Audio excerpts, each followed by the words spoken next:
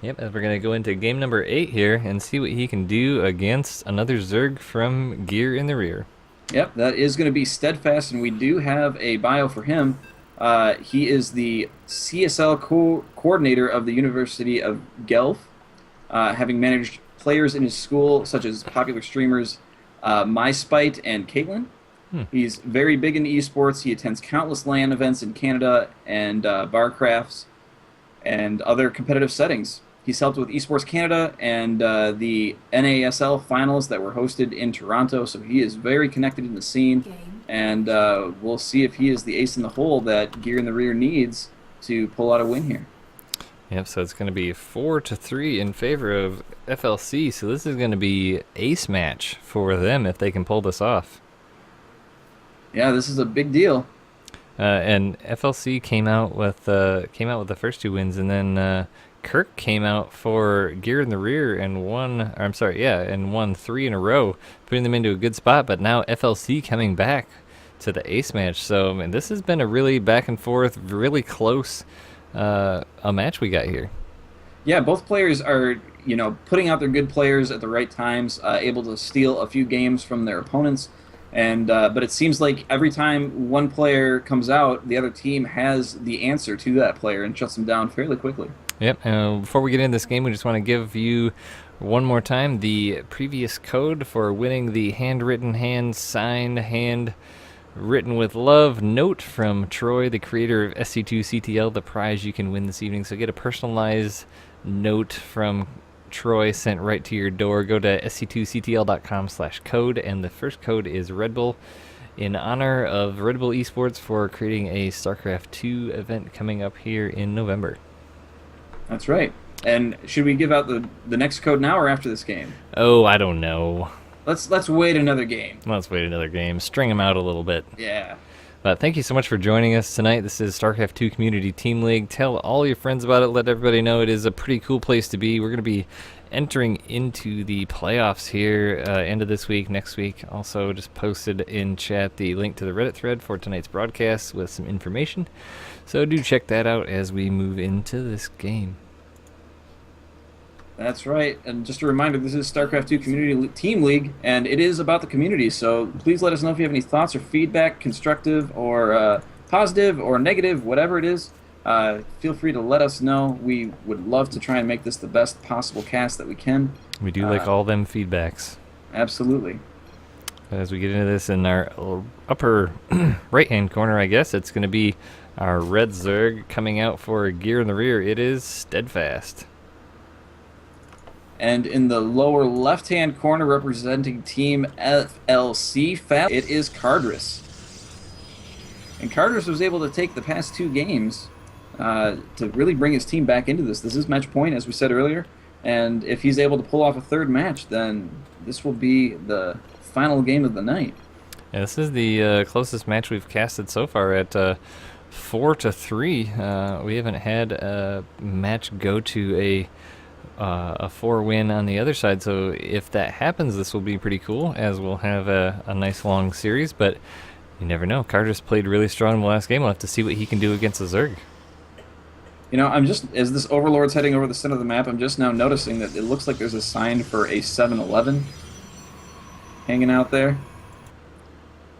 So actually, no, it's in Korean, so I'm not sure. That's kind of the 7-Eleven sign, though, right? Yeah, there is a phone number down there too. Anybody? And there's interesting. Yeah, this has got that is a very long phone number. I don't think that's a phone number. Star League banner there. But yeah, it's gonna be a standard build out of Cardis. Gateway coming down, 2 gas after that before core. So I'm predicting Stargate out of him would be my guess. Steadfast putting down his natural expansion. We'll see if he goes into a third. He's got his pool just coming down as well.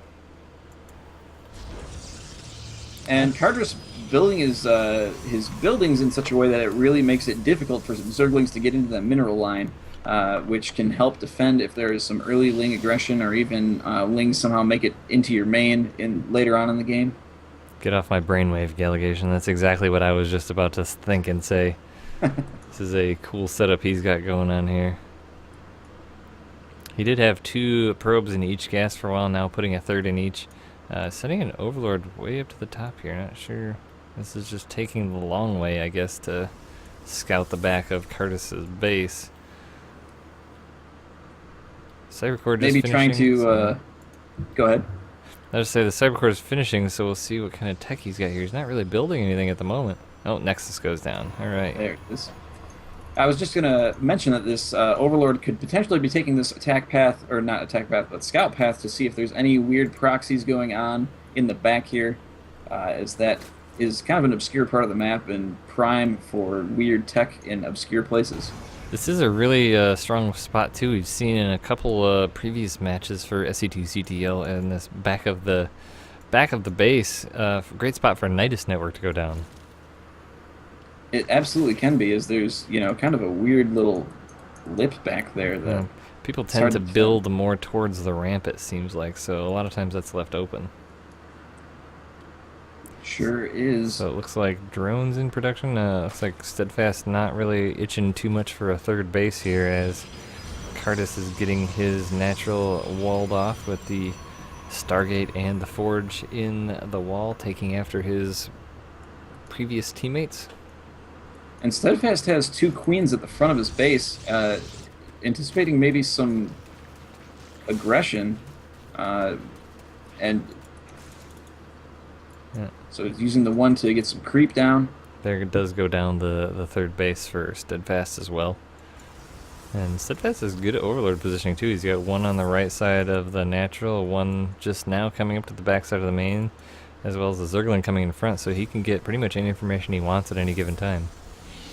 We do have a Phoenix coming out now in the Stargate for Cardris, so it looks like he's going to be trying that same play that we saw in the game 1 of his against Kirk.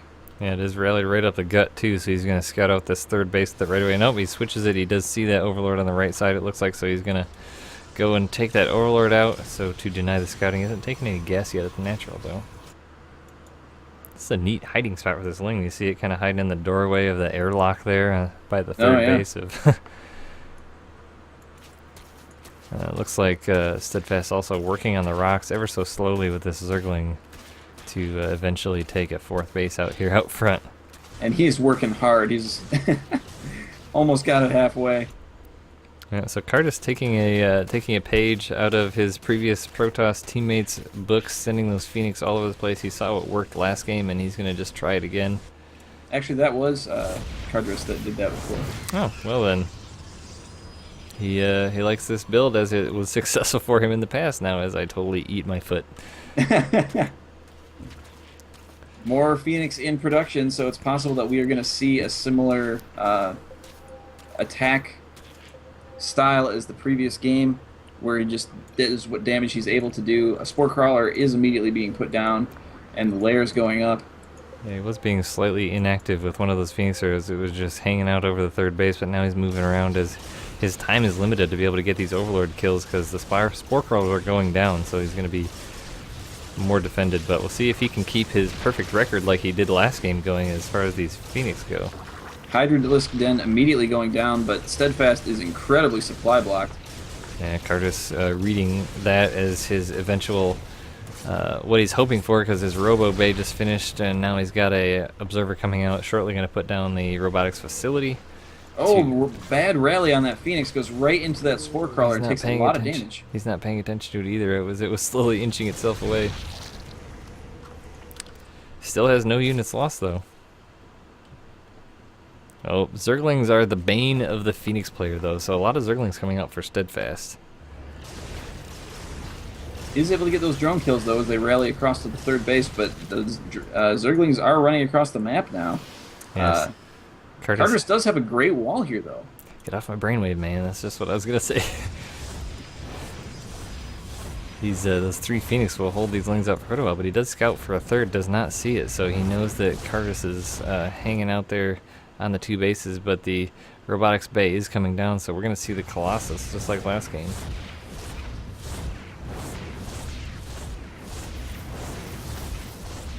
Zerglings trying to kind of skirt around that wall, but the sentries are there, and now Cardris is just going to move out a little bit here. That hole is open though, so these lings.